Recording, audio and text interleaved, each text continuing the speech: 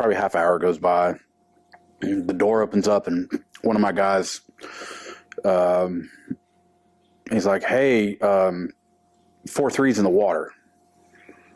And I'm thinking, like, that's a weird fucking thing to say. What does that mean? I'm like, what do you mean 4-3's in the water? He's like, 4-3's in the water, like it's down.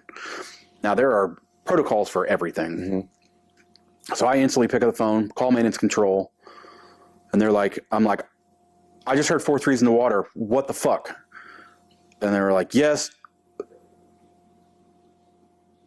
there's mishap protocols. Like every workshop has to start pulling out all their toolboxes and opening everything up. Because the first thing that quality assurance is going to do is they're going to start coming in and looking. Because if you're missing a fucking screwdriver and an engine failure caused a helicopter to go down the road, we need to know that shit, you know? So there's protocols. So we start pulling all of our shit out. And, you know, it doesn't really hit you that, like, your friends are fucking freezing. Is it mass chaos on base or anything? No.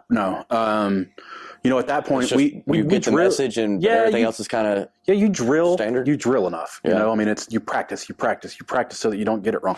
Everything you do in the aviation side is training for when the shit really does go wrong, or when it really does happen. How to think and act and So we start pulling toolboxes out. Of course, your mind's fucking racing, and you're like, Jesus Christ, you know, you're just waiting on something, and you know, realistically, they were probably 100 feet above the water, ish, maybe more.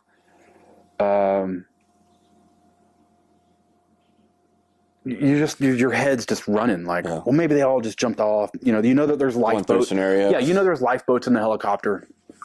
You know they're all wearing float vests. Trained. And then you're like, fuck, it's cold. And you just start thinking about that, and then you're like, man, I hope they get them out. And like, that's where your brain's at. I hope they get them out of the water quick. Yeah. Now, were they the only one flying? Or no, everything is always with a couple birds. So now we're starting to hear some stuff over the radio that